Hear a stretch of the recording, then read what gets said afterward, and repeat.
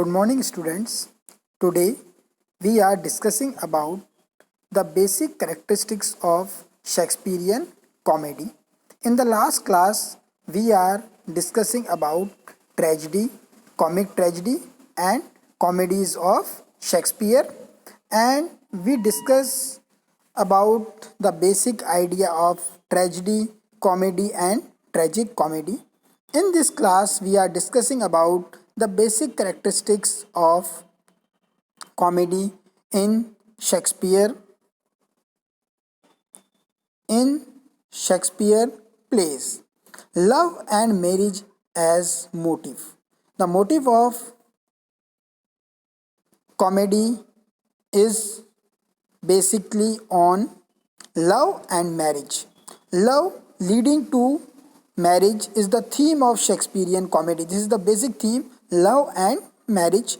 Often, more than one pair is ultimately joined in wedlock, or in the main plot or subplot, there are two couples and more than two couples, they are joined in wedlock, each having worked out its destiny in a plot of its own. One pair, however, is always superior to the other, means one is the main plot and one is subplot, the superior and the inferior couples, and it is with them that play is primarily concerned. अब हम लोग देखते हैं love और marriage इसका motive है, और जो हमारा प्ले है, जो हमारे सिलेबस में है ट्वेल्थ नाइट, उसमें भी हम देखेंगे ओलिविया और एंटोनियो, इनका जो मैरिज का मोटिव्स है वो सारे हम लोग इन चीज़ों में देखते हैं. तो लव और मैरिज इसका मेन मोटिव है हमारे शेक्सपियरियन कॉमेडी का. mirth and laughter. The prevailing note is that of jest and youthful jollity. Though sometimes the story takes a more serious turn, the lover must suffer, for the course of true love never did run smooth, but the end is invariably happy. और in the ending means happy ending is the keynote of Shakespearean comedy. जैसे भारतीय हिंदी फिल्में and में एक सुखांत होता है, वही चीज़ हमें शेक्सपियरियन कॉमेडी में देखने को मिलती हैं. But the end is invariably happy. Sometimes the border line between tragedy and comedy is very thin Indeed. और ट्रेजिडी और कॉमेडी में जो बेसिक थिन लाइन, बहुत थिन लाइन देखने को मिलती है, जैसे हम लोग मर्चेंट ऑफ वेनिस में देखते हैं, एक बहुत ट्रेजिक सिचुएशन आ जाती है और उसके बाद कैसे उससे वो हीरोइन जो है उसको कैसे चेंज करती है उस ट्रेजिक सिचुएशन को, वो सारी चीज़ें उसमें देखने को मिलती हैं. तो ये चीज़ें अपन देखेंगे. Take more serious turn, the lover must suffer, for of course for true love never did run smooth, but the end it invariably happy. Sometimes this borderline between tragedy and comedy is very thin indeed, as the Merchant of Venice, or in Much Ado About Nothing, with its painful scene in the church. The earlier comedies, however, are in the Dowden's words joyous, refined and romantic. And the earlier जो comedies थी वो joyous थी, refined थी और बहुत ज़्यादा romantic थी. मतलब in the starting phase the Shakespeare write comedies, and in the second phase he write tragedy, and in the last phase he writes tragic. In the second phase he writes tragic comedy, and the last phase he write tragedies. Stress on character, and the plot is subordinate to character. The tale may be interesting, but our chief pleasure is derived from certain of its figure. The part in both sense of the word is often greater than the whole.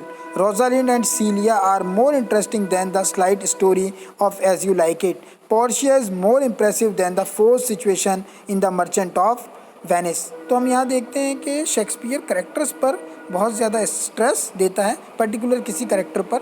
जैसे हम tragedies में जहाँ देखते हैं उसका पूरा stress hero पे होता है, और हीरो के नाम से ही उस ट्रेजिडी का नाम होता है, जैसे Othello, King Lear, Macbeth etcetera.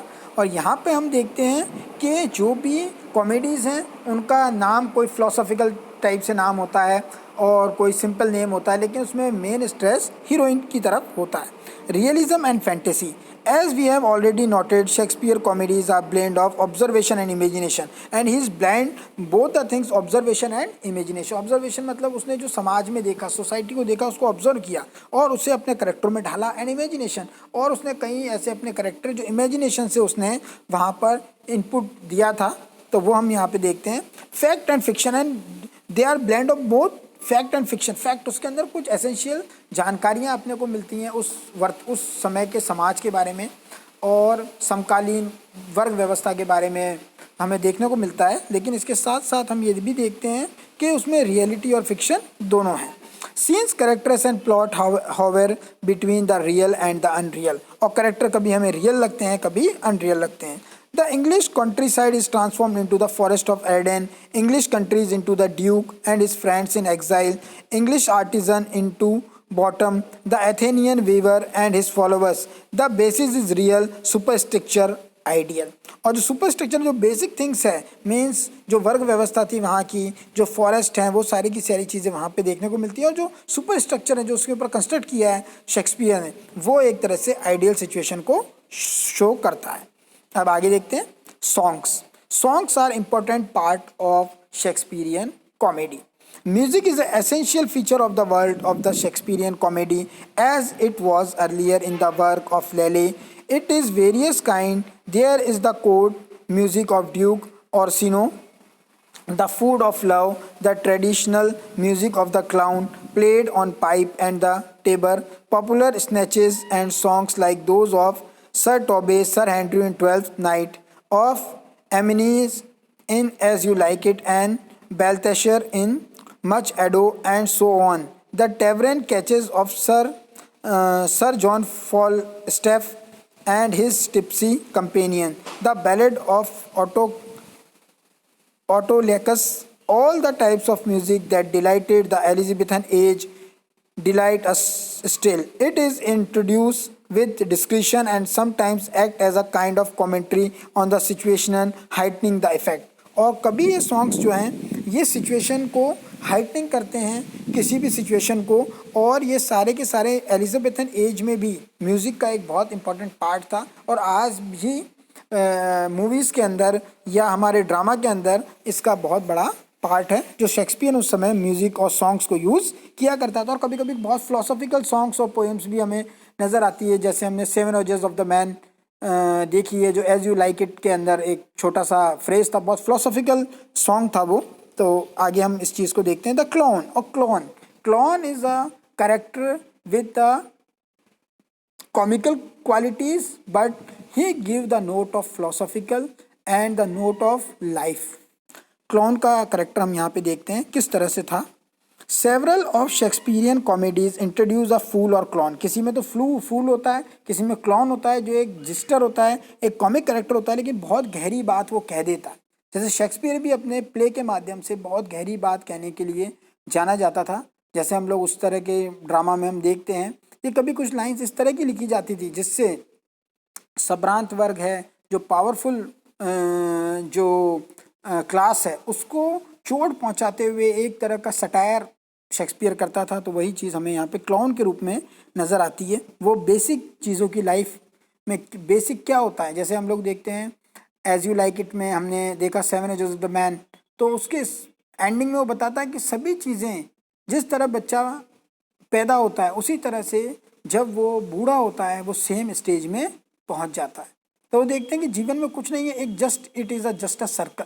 हम जहाँ से शुरू करते हैं वहीं पे हमारा अंत हो जाता है. The several of Shakespearean comedy introduce the fool and clown who is often a great asset of the play. He is drawn partially from the life and partially from literature.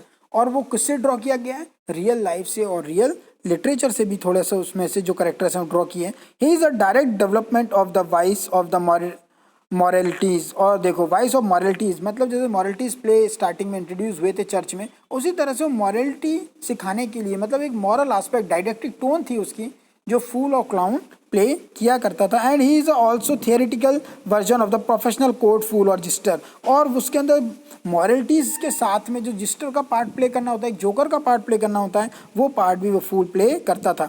It is a said of queen Elizabeth clown the famous Trelanton that He told her more of her faults than most of her chaplains and cured her melancholy better than of her physician. और कितनी important, बहुत अच्छी बात कही है कि कोई Chaplin जो धर्म गुरु है वो भी उतना ज्ञान नहीं दे पाएगा जितना वो फूल ज्ञान देता था। और जब कोई व्यक्ति मेलंकलिक है, बहुत ज़्यादा दुखी है, उदास है, तो कोई फिजिशियन, कोई वैद्य भी उसको खुश नहीं कर सकता जितना खुश वो फूल कर सकता है। मतलब कितना ज़्यादा उसका, हम लोग देखेंगे कि किस तरह से जैसे दवाइयाँ व्यक्ति पे असर करती हैं, उस तरह से फूल का एक प्रभाव व्यक्ति पे होना था और वो मॉरलिटी जो हमें देता था वो हम यहाँ पर देख रहे हैं। A similar function is assign to the fool in Shakespeare play for he figure both in comedy and tragedy. He provokes laughter by his wit. So he create laughter by his wits, which means knowledge, intelligence से वो laughter पैदा करता था.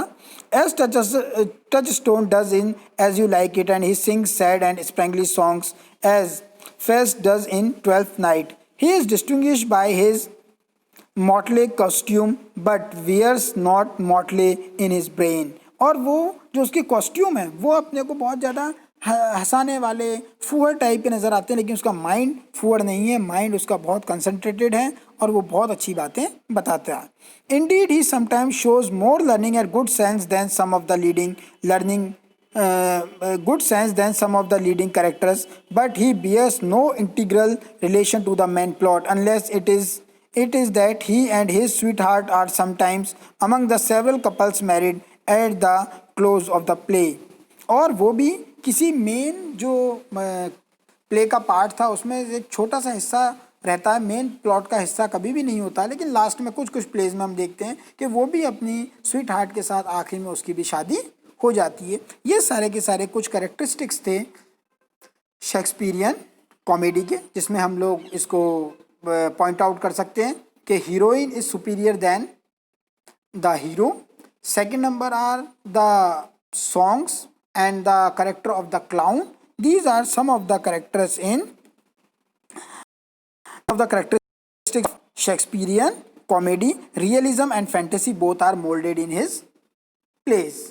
तो बच्चों आज हमने इस चैप्टर में हमने लास्ट क्लास में शेक्सपियर के ट्रेजिडी ट्रेजिक कॉमेडी इनके बारे में स्टडी की, और आज हमने जो करेक्टरिस्टिक्स हैं शेक्सपियरियन कॉमेडी के जो हमारे एग्ज़ाम के लिहाज से भी बहुत इंपॉर्टेंट हैं, और ये जो सिलेबस में है बीए पार्ट 2 के सिलेबस में हम लोग ये चीज़ पढ़ रहे हैं, तो उसके लिए बहुत इंपॉर्टेंट आपके लिए साबित होगा.